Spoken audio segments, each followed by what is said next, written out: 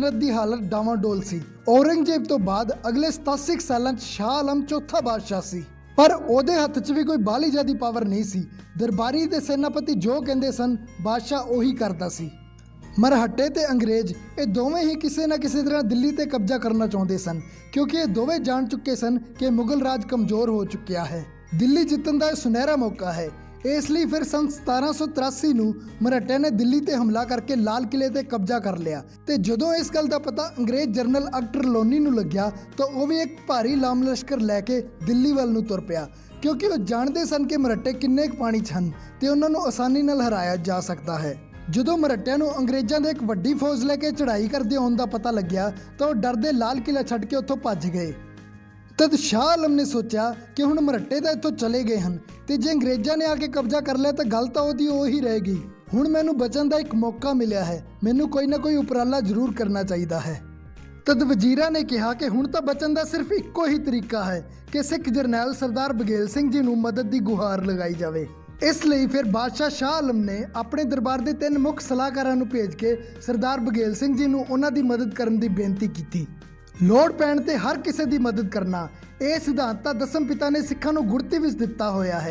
इसलिए सरदार बघेल सिंह जी ने पिछले मुगल शासकों के कीते सारे जुल्मां नूं भुला के शाह आलम की मदद करने का फैसला किया। पर सरदार बघेल सिंह जी कौन सन? पूरे भारत ते राज करने वाले मुगल बादशाह ने देश के सैकड़े राजियां ते जरनैलों नूं छड्ड के आखिर इन्हां नूं ही मदद दे लई क्यों चुनिया? आओ पहलां ये जाणीए। सरदार बघेल सिंह जी का जन्म तरनतारन जिले के चंबाल पिंड के धालीवाल जट परिवार विच होया सी। छोटी उम्र तो ही वो घर-बार छड्ड के पंथ की सेवा लई दल खालसा विच शामिल हो गए सन ते जदों करोड़ा सिंघिया मिसल के मुखी सरदार करोड़ा सिंह जी एक लड़ाई विच अकाल चलाना कर गए तो सरदार बघेल सिंह जी की काबलियत नूं देखते हुए उन्हां नूं करोड़ा सिंघिया मिसल की कमान सौंपी गई।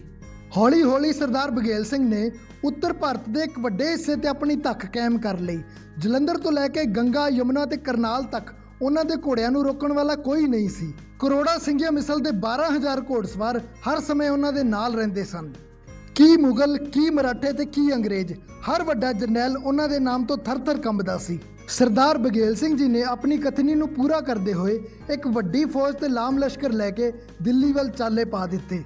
सरदार बघेल सिंह जी का खौफ इन्ना सी कि जदों अंग्रेज जरनल नूं उन्हां दे आउण दी खबर मिली तो उन्हां दी अगे वधन दी हिम्मत ही नहीं हुई ते वो अद्धे राह तो ही वापस मुड़ गए। ते जदों शाह आलम नूं इस गल का पता लग्या कि हुण मराठे ते अंग्रेज दोवां दा खतरा टल गया है तो उसकी नीयत बेईमान हो गई। उसने सोचा कि किते हुण सिख ही आके मेरे राज ते कब्जा ना कर लैन। इसलिए उसने दिल्ली वाल वध रहे सरदार बघेल सिंह जी नूं सुनेहा भेजा कि हुण तुहाडी लोड़ नहीं है, तुसीं इत्थों ही वापस मुड़ जाओ। सरदार बघेल सिंह जी नूं यह गल बड़ी ही गलत लगी कि तुहाडे सुनेहे ते ही मैं अपना सारा लाम लश्कर लैके दिल्ली आ रहा सी ते हुण अपना काम निकलदे सार ही तुसीं इन्नी छेती रंग बदल लिया। मेरी इन्नी वड्डी फौज का इन्ने दिन का खर्च कौन देऊगा? तुसीं इस फौज का खर्च दे दिओ, असीं वापस मुड़ जाने। पर शाह आलम ने इस गल नूं बिल्कुल ही अनगैला करता। सिख दिल्ली वाल वधदे रहे।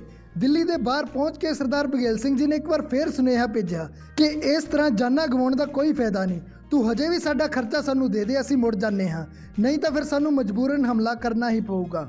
उन्हां समयां ते हर वड्डे शहर के बाहर उच्चियां उच्चियां कंधां हुंदियां सन। मूर्ख शाह आलम ने खर्चा देण दी थां शहर के चारे दरवाजे बंद कर दिते ते शहर दीयां कंधां ते सिपाही तैनात कर दिते तां जो सिख दिल्ली के अंदर एंटर ना हो सकण।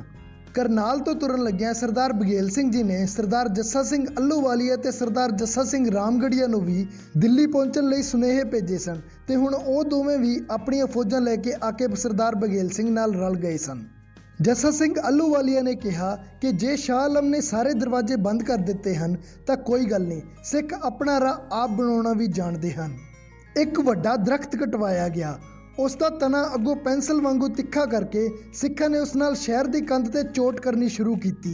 कुछ घंटिया की मेहनत ही रंग लियाई तो शहर की कंध विच एक मोरी कढ़ दी गई, जिस विचों एंटर होके सारी 30,000 की फौज अंदर एक मैदान विच इकट्ठी हो गई।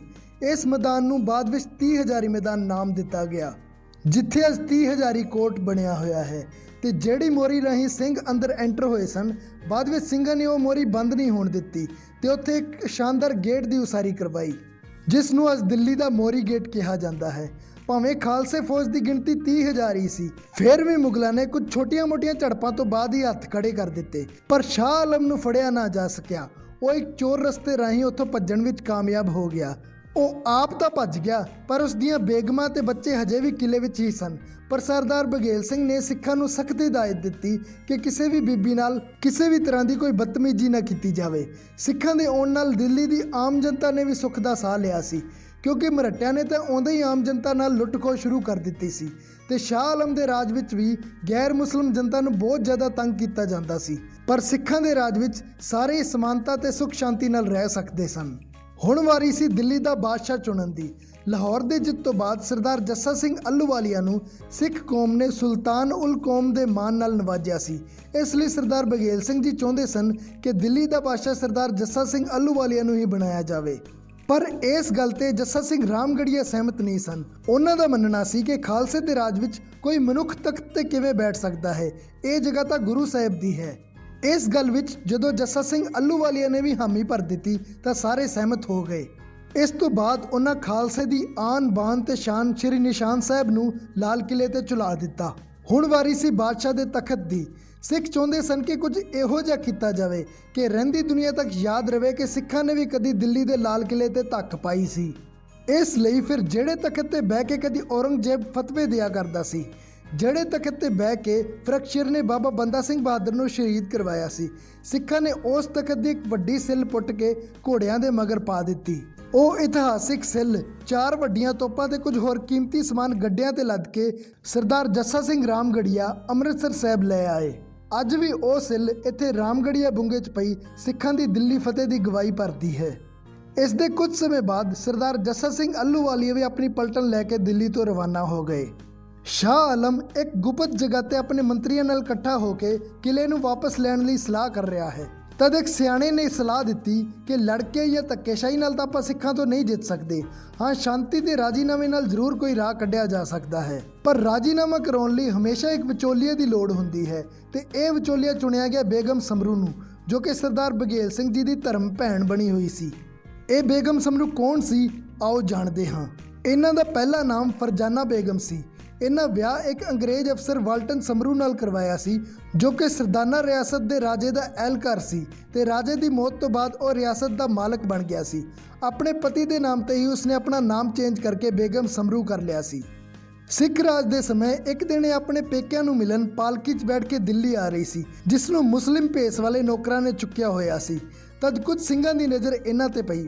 ਉਸ ਸਮੇਂ ਹਿੰਦੂ ਡੋਲੀਆਂ ਨੂੰ ਇਸੇ ਤਰ੍ਹਾਂ ਪਾਲਕੀ 'ਚ ਹੀ ਲਿਜਾਇਆ ਜਾਂਦਾ ਸੀ ਤੇ ਸਿੱਖਾਂ ਨੇ ਸੋਚਿਆ ਕਿ ਕਿਤੇ ਮੁਗਲ ਪਠਾਨ ਕਿਸੇ ਹਿੰਦੂ ਬੀਬੀ ਦੀ ਡੋਲੀ ਅਗਵਾ ਕਰਕੇ ਲਿਜਾ ਰਹੇ ਹਨ। ਜਦ ਸਿੱਖਾਂ ਨੇ ਉਹਨਾਂ ਨੂੰ ਰੋਕਣਾ ਚਾਹਿਆ ਤਾਂ ਨੌਕਰ ਡੋਲੀ ਛੱਡ ਕੇ ਭੱਜ ਗਏ। ਇਹ ਖਬਰ ਜਦੋਂ ਸਰਦਾਰ ਬਘੇਲ ਸਿੰਘ ਜੀ ਨੂੰ ਮਿਲੀ ਤਾਂ ਉਹਨਾਂ ਨੇ ਹੁਕਮ ਕੀਤਾ ਕਿ ਨੌਕਰਾਂ ਨੂੰ ਲੱਭ ਕੇ ਲਿਆਇਆ ਜਾਵੇ ਤੇ 5 ਸਿੱਖ ਘੋੜਸਵਾਰ ਨਾਲ ਜਾਣ ਤੇ ਇਸ ਬੀਬੀ ਨੂੰ ਸੁਰੱਖਿਅਤ ਉਹਦੀ ਮੰਜ਼ਿਲ ਤੱਕ ਪਹੁੰਚਾ ਕੇ ਆਉਣ। ਕਿਉਂਕਿ ਬੇਗਮ ਸਮਰੂ ਨੇ ਸ਼ੁਰੂ ਤੋਂ ਹੀ ਮੁਗਲ ਰਾਜ ਵਿੱਚ ਬੀਬੀਆਂ ਨਾਲ ਹੁੰਦੀ ਧੱਕੇਜੋਰੀ ਹੀ ਦੇਖੀ ਸੀ, ਇਸ ਲਈ ਉਹ ਸਿੱਖਾਂ ਦੇ ਇਸ ਉੱਚੇ ਕਿਰਦਾਰ ਤੋਂ ਬਹੁਤ ਜ਼ਿਆਦਾ ਪ੍ਰਭਾਵਿਤ ਹੋਈ। ਉਸਨੇ ਕਿਹਾ ਕਿ ਮੈਂ ਤੁਹਾਡੇ ਸਰਦਾਰ ਨੂੰ ਮਿਲਣਾ ਚਾਹੁੰਦੀ ਹਾਂ। ਤਦੋਂ 10,000 ਰੁਪਏ ਤੇ 10 ਘੋੜੇ ਲੈ ਕੇ ਦਿੱਲੀ ਦਰਬਾਰ ਵਿੱਚ ਗਈ ਤੇ ਭੇਟਾ ਕਰਕੇ ਸਰਦਾਰ ਬਘੇਲ ਸਿੰਘ ਜੀ ਦੀ ਧਰਮ ਭੈਣ ਬਣ ਗਈ। ਬੇਗਮ ਸਮਰੂ ਇੱਕ ਲਾਇਕ ਤੇ ਰੋਸ਼ਨ ਦਿਮਾਗ ਵਾਲੀ ਔਰਤ ਸੀ। ਉਸਨੇ ਵਾਲਟਨ ਨਾਲ ਰਹਿੰਦਿਆਂ ਅੰਗਰੇਜ਼ੀ, ਫ੍ਰੈਂਚ, ਘੋੜਸਵਾਰੀ, ਰਾਜ ਪ੍ਰਬੰਧ ਸਭ ਕੁਝ ਸਿੱਖ ਲਿਆ ਸੀ ਤੇ ਕੁਝ ਸਾਲਾਂ ਬਾਅਦ ਜਦੋਂ ਵਾਲਟਨ ਦੀ ਮੌਤ ਹੋ ਗਈ ਤਾਂ ਰਾਜ ਪ੍ਰਬੰਧ ਦੀ ਬਾਗਡੋਰ ਉਸਦੇ ਹੱਥ ਵਿੱਚ ਆ ਗਈ। ਸਮਰੂ ਬਹੁਤ ਦੂਰ ਦੀ ਸੋਚਦੀ ਸੀ। ਉਸਨੇ ਅੰਦਾਜ਼ਾ ਲਾ ਲਿਆ ਸੀ ਕਿ ਅੰਗਰੇਜ਼ਾਂ ਦਾ ਪ੍ਰਭਾਵ ਦਿਨੋਂ ਦਿਨ ਵੱਧਦਾ ਜਾ ਰਿਹਾ ਹੈ ਤੇ ਅੱਗੇ ਚੱਲ ਕੇ ਉਸ ਨੂੰ ਵੀ ਜ਼ਰੂਰ ਤੰਗ ਕਰਨਗੇ। ਇਸ ਲਈ ਫਿਰ ਉਸਨੇ ਮੁਸਲਿਮ ਤੋਂ ਈਸਾਈ ਮਤ ਧਾਰਨ ਕਰ ਲਿਆ ਤੇ ਅੰਗਰੇਜ਼ਾਂ ਨਾਲ ਹਮੇਸ਼ਾ ਹੀ ਨਰਮ ਰੁਖ ਅਪਣਾ ਕੇ ਰੱਖਿਆ। ਉਸਨੇ ਅੰਗਰੇਜ਼ਾਂ ਦੇ ਕਹਿਣ ਤੇ ਕਈ ਚਰਚਾਂ ਦੀ ਉਸਾਰੀ ਵੀ ਕਰਵਾਈ। ਇਸੇ ਨੀਤੀ ਦੇ ਚੱਲਦਿਆਂ ਅੰਗਰੇਜ਼ਾਂ ਨੇ ਕਦੇ ਵੀ ਉਸ ਨੂੰ ਤੰਗ ਨਹੀਂ ਕੀਤਾ ਤੇ ਆਪਣੇ ਮਰਨ ਤੱਕ ਉਸਨੇ ਆਪਣੀ ਰਿਆਸਤ ਤੇ ਰਾਜ ਕੀਤਾ। ਸਰਦਾਰ ਬਘੇਲ ਸਿੰਘ ਜੀ ਦੀ ਧਰਮ ਭੈਣ ਹੋਣ ਕਰਕੇ ਸ਼ਾਹ ਆਲਮ ਨੂੰ ਬਸ ਬੇਗਮ ਸਮਰੂ ਤੋਂ ਹੀ ਅੰਤਿਮ ਉਮੀਦ ਸੀ। ਬੇਗਮ ਸਮਰੂ ਰਾਜੀਨਾਮਾ ਕਰਾਉਣ ਲਈ ਸਰਦਾਰ ਬਘੇਲ ਸਿੰਘ ਜੀ ਕੋਲ ਗਈ ਤੇ ਕੁਝ ਘੰਟਿਆਂ ਦੀ ਮੀਟਿੰਗ ਤੋਂ ਬਾਅਦ ਆਪਣੀਆਂ ਕੁਝ ਸ਼ਰਤਾਂ ਮੰਨਵਾ ਕੇ ਸਿੱਖ ਦਿੱਲੀ ਵਾਪਸ ਸ਼ਾਹ ਆਲਮ ਨੂੰ ਸੌਂਪਣ ਲਈ ਤਿਆਰ ਹੋ ਗਏ। ਇਹਨਾਂ 'ਚੋਂ ਪਹਿਲੀ ਸ਼ਰਤ ਸੀ ਕਿ ਸਿੱਖਾਂ ਦੇ ਇਤਿਹਾਸਿਕ ਸਥਾਨਾਂ ਦੀ ਨਿਸ਼ਾਨਦੇਹੀ ਕਰਕੇ ਉੱਥੇ ਗੁਰੂ ਧਾਮਾਂ ਦੀ ਉਸਾਰੀ ਕਰਵਾਈ ਜਾਊਗੀ। ਰਾਜ ਨੂੰ ਚੁੰਗੀ ਤੇ ਟੈਕਸ ਤੋਂ ਜਿੰਨੀ ਵੀ ਆਮਦਨ ਹੋਊਗੀ ਉਹਦਾ 37.5% ਯਾਨੀ ਕਿ ਰੁਪਈਏ 'ਚੋਂ 6 ਆਨੇ ਸਿੱਖਾਂ ਨੂੰ ਦਿੱਤਾ ਜਾਊਗਾ ਤੇ ਜਿੰਨਾ ਚਿਰ ਗੁਰੂ ਧਾਮਾਂ ਦੀ ਉਸਾਰੀ ਦਾ ਕੰਮ ਪੂਰਾ ਨਹੀਂ ਹੋ ਜਾਂਦਾ 4000 ਸਿੱਖ ਦਿੱਲੀ ਵਿੱਚ ਹੀ ਰਹਿਣਗੇ। ਇਸ ਤੋਂ ਇਲਾਵਾ ਸਿੱਖਾਂ ਨੂੰ ਫਜ਼ੂਲ ਦਿੱਲੀ ਆਉਣ ਦੀ ਖੇਚਲ ਪਾਉਣ ਲਈ ਸ਼ਾਹ ਆਲਮ ਨੂੰ 3 ਲੱਖ ਰੁਪਏ ਜੁਰਮਾਨਾ ਵੀ ਭਰਨਾ ਪਊਗਾ। ਕੁਝ ਇਤਿਹਾਸਕਾਰ ਇਸ ਫੈਸਲੇ ਨੂੰ ਸਿੱਖਾਂ ਦੀ ਬਹੁਤ ਵੱਡੀ ਭੁੱਲ ਦੱਸਦੇ ਹਨ, ਪਰ ਅਸਲ ਵਿੱਚ ਇੱਕ ਸਮਝਦਾਰੀ ਭਰਾ ਫੈਸਲਾ ਸੀ। ਦਿੱਲੀ ਦੇ ਰਾਜ ਦਾ ਮਤਲਬ ਸੀ ਕਿ ਪੂਰੇ ਭਾਰਤ ਨੂੰ ਕੰਟਰੋਲ ਕਰਨਾ, ਜਿਸ ਦੇ ਲਈ ਲੱਖਾਂ ਦੀ ਤਾਦਾਦ ਵਿੱਚ ਫੌਜ, ਜਰਨੈਲ ਤੇ ਨੀਤੀਵਾਨ ਲੋਕ ਚਾਹੀਦੇ ਸਨ। ਘੱਲੂਘਾਰਿਆਂ ਤੇ ਜੰਗਾਂ ਤੋਂ ਬਾਅਦ ਇੰਨੀ ਤਾਂ ਸਿੱਖਾਂ ਦੀ ਟੋਟਲ ਪੋਪੂਲੇਸ਼ਨ ਵੀ ਨਹੀਂ ਬਚੀ ਸੀ। ਇਸ ਲਈ ਫਿਰ ਸਿੱਖਾਂ ਨੂੰ ਇਹ ਸਮਝੌਤਾ ਕਰਨਾ ਪਿਆ ਤੇ ਹੁਣ ਸ਼ੁਰੂ ਹੋਇਆ ਗੁਰੂ ਘਰਾਂ ਦੀ ਉਸਾਰੀਆਂ ਲਈ ਸਹੀ ਥਾਵਾਂ ਦੀ ਨਿਸ਼ਾਨਦੇਹੀ ਦਾ ਕੰਮ। ਪਰ ਇਹ ਕੰਮ ਵੀ ਇੰਨਾ ਸੌਖਾ ਨਹੀਂ ਸੀ। ਇਸ ਦੇ ਲਈ ਪੂਰੀ ਦਿੱਲੀ ਵਿੱਚ ਐਲਾਨ ਕਰਵਾਇਆ ਗਿਆ ਕਿ ਸਹੀ ਥਾਵਾਂ ਦੱਸਣ ਵਾਲਿਆਂ ਨੂੰ ਭਾਰੀ ਇਨਾਮ ਦਿੱਤੇ ਜਾਣਗੇ। ਅੰਧਾ ਮੁਗਲ ਦੀ ਧਰਤੀ ਤੇ ਇੱਕ 125 ਸਾਲ ਦੀ ਬਜ਼ੁਰਗ ਔਰਤ ਸੀ। ਉਸ ਨੂੰ ਸ਼੍ਰੀ ਗੁਰੂ ਤੇਗ ਬਹਾਦਰ ਜੀ ਦੇ ਸ਼ਹੀਦੀ ਵਾਲੇ ਸਥਾਨ ਦਾ ਪਤਾ ਸੀ। ਉਹ ਬਚਪਨ ਤੋਂ ਹੀ ਇਸ ਨੂੰ ਦੇਖਦੀ ਆ ਰਹੀ ਸੀ। ਪਹਿਲਾਂ ਉਸ ਦਾ ਦਾਦਾ ਉੱਥੇ ਜੋਤ ਜਗਾਉਂਦਾ ਸੀ, ਫਿਰ ਉਸ ਦੀ ਮਾਂ ਤੇ ਫਿਰ ਉਸਨੇ ਆਪ ਪੂਰੀ ਜ਼ਿੰਦਗੀ ਉੱਥੇ ਜੋਤ ਜਗਾਈ ਸੀ। ਉਸ ਬਜ਼ੁਰਗ ਬੀਬੀ ਨੂੰ ਮੰਜੇ ਤੇ ਬਿਠਾ ਕੇ ਲਿਆਂਦਾ ਗਿਆ ਤੇ ਉਸ ਦੀ ਨਿਸ਼ਾਨਦੇਹੀ ਤੇ ਗੁਰਦੁਆਰਾ ਸ਼੍ਰੀ ਸੀਸਗੰਜ ਸਾਹਿਬ ਉਸਾਰਿਆ ਗਿਆ। ਬਾਕੀ ਗੁਰੂ ਧਾਮਾਂ ਦੀ ਜਗ੍ਹਾ ਲੱਭਣ ਵਿੱਚ ਕੋਈ ਖਾਸੀ ਦਿੱਕਤ ਨਹੀਂ ਆਈ, ਕਿਉਂਕਿ ਬੰਗਲਾ ਸਾਹਿਬ ਦੀ ਜਗ੍ਹਾ ਤੇ ਤਾਂ ਰਾਜਾ ਮਿਰਜ਼ਾ ਜੈ ਸਿੰਘ ਦਾ ਬੰਗਲਾ ਪਹਿਲਾਂ ਹੀ ਮੌਜੂਦ ਸੀ। ਗੁਰੂ ਨਾਨਕ ਸਾਹਿਬ ਦੇ ਪਿਆਊ ਵਾਲੀ ਥਾਂ ਤੇ ਉਹ ਪੁਰਾਣਾ ਖੂਹ ਤੇ ਮਜਰੂ ਟੀਲਾ ਪਹਿਲਾਂ ਹੀ ਨਿਸ਼ਾਨਦੇਹੀ ਲਈ ਮੌਜੂਦ ਸਨ। ਪਰ ਸਭ ਤੋਂ ਵੱਧ ਮੁਸ਼ਕਲ ਗੁਰਦੁਆਰਾ ਸ਼੍ਰੀ ਰਕਾਬਗੰਜ ਸਾਹਿਬ ਦੀ ਜਗ੍ਹਾ ਲੱਭਣ ਤੇ ਆਈ, ਜਿੱਥੇ ਭਾਈ ਲੱਖੀ ਸ਼ਾਹ ਵਣਜਾਰਾ ਨੇ ਆਪਣੀ ਹਵੇਲੀ ਨੂੰ ਲਾਂਬੂ ਲਾ ਕੇ 9ਵੇਂ ਪਾਤਸ਼ਾਹ ਦੀ ਦੇਹ ਦਾ ਅੰਤਿਮ ਸੰਸਕਾਰ ਕੀਤਾ ਸੀ। ਇਹ ਆਵਾਜ਼ ਜਦੋਂ ਇੱਕ ਬੁੱਢੇ ਫਕੀਰ ਦੇ ਕੰਨਾਂ ਵਿੱਚ ਪਈ ਤਾਂ ਉਹ ਆ ਕੇ ਸਰਦਾਰ ਬਘੇਲ ਸਿੰਘ ਜੀ ਨੂੰ ਮਿਲਿਆ ਤੇ ਕਹਿਣ ਲੱਗਾ ਕਿ ਮੈਨੂੰ ਪਤਾ ਹੈ ਕਿ ਉਹ ਕਿਹੜੀ ਜਗ੍ਹਾ ਹੈ, ਪਰ ਉਹ ਤੁਹਾਨੂੰ ਨਹੀਂ ਮਿਲ ਸਕਦੀ ਕਿਉਂਕਿ ਉੱਥੇ ਹੁਣ ਇੱਕ ਮਸਜਿਦ ਬਣ ਚੁੱਕੀ ਹੈ। ਸਰਦਾਰ ਬਘੇਲ ਸਿੰਘ ਜੀ ਨੇ ਕਿਹਾ ਕਿ ਤੁਹਾਡੀ ਗੱਲ ਤੇ ਕਿਵੇਂ ਯਕੀਨ ਕਰ ਲਈਏ। ਫਕੀਰ ਨੇ ਕਿਹਾ ਕਿ ਜਦੋਂ ਤੁਸੀਂ ਉਸ ਮਸਜਿਦ ਦਾ ਫਰਸ਼ ਪੁੱਟੋਗੇ ਤਾਂ ਥੱਲਿਓਂ ਉਹ ਗਾਗਰ ਜ਼ਰੂਰ ਨਿਕਲੂਗੀ, ਜਿਹਦੇ 'ਚ ਗੁਰੂ ਸਾਹਿਬ ਦੇ ਫੁੱਲ ਤੇ ਅਸਥੀਆਂ ਪਾ ਕੇ ਲੱਕੀ ਸ਼ਾਹ ਵਣਜਾਰਾ ਜੀ ਨੇ ਧਰਤੀ ਵਿੱਚ ਦੱਬ ਦਿੱਤੇ ਸਨ। ਹੁਣ ਮਸਜਿਦ ਢਾਉਣ ਦਾ ਸਵਾਲ ਸੀ। ਸ਼ਾਹ ਆਲਮ ਨਾਲ ਗੱਲ ਕੀਤੀ ਗਈ ਵੀ ਜੇ ਤਾਂ ਇੱਥੇ ਫਰਸ਼ ਪੁੱਟਣ ਤੇ ਗਾਗਰ ਨਿਕਲੀ, ਫਿਰ ਤਾਂ ਇੱਥੇ ਅਸੀਂ ਗੁਰਦੁਆਰਾ ਸਾਹਿਬ ਬਣਾਵਾਂਗੇ, ਤੇ ਜੇ ਇੱਥੇ ਕੁਝ ਵੀ ਨਾ ਨਿਕਲਿਆ ਤਾਂ ਸਿੰਘ ਇੱਥੇ ਪਹਿਲਾਂ ਨਾਲੋਂ ਵੀ ਵੱਡੀ ਤੇ ਆਲੀਸ਼ਾਨ ਮਸਜਿਦ ਬਣਾ ਦੇਣਗੇ। ਫਰਸ਼ ਪੁੱਟਿਆ ਗਿਆ, ਗਾਗਰ ਉੱਥੇ ਹੀ ਸੀ। ਇਸ ਲਈ ਫਿਰ ਉਸ ਥਾਂ ਤੇ ਗੁਰਦੁਆਰਾ ਸ਼੍ਰੀ ਰਕਾਬਗੰਜ ਸਾਹਿਬ ਦੀ ਉਸਾਰੀ ਕਰਵਾਈ ਗਈ। ਸੋ ਇਹ ਸੀ ਸਿੱਖਾਂ ਦੀ ਮਾਨਯੋਗ ਦਿੱਲੀ ਫਤਿਹ ਤੇ ਗੁਰੂ ਘਰਾਂ ਦੀ ਉਸਾਰੀ ਦਾ ਇਤਿਹਾਸ। ਜੇ ਤੁਸੀਂ ਸੱਚਮੁੱਚ ਆਪਣੇ ਧਰਮ ਨਾਲ ਪਿਆਰ ਕਰਦੇ ਹੋ ਤੇ ਆਪਣੇ ਇਤਿਹਾਸ ਨੂੰ ਸਾਂਭਣਾ ਚਾਹੁੰਦੇ ਹੋ ਤਾਂ ਇਸ ਵੀਡੀਓ ਨੂੰ ਵੱਧ ਤੋਂ ਵੱਧ ਸ਼ੇਅਰ ਜ਼ਰੂਰ ਕਰਿਓ, ਕਿਉਂਕਿ ਸਰਕਾਰਾਂ ਤਾਂ ਇਹ ਇਤਿਹਾਸ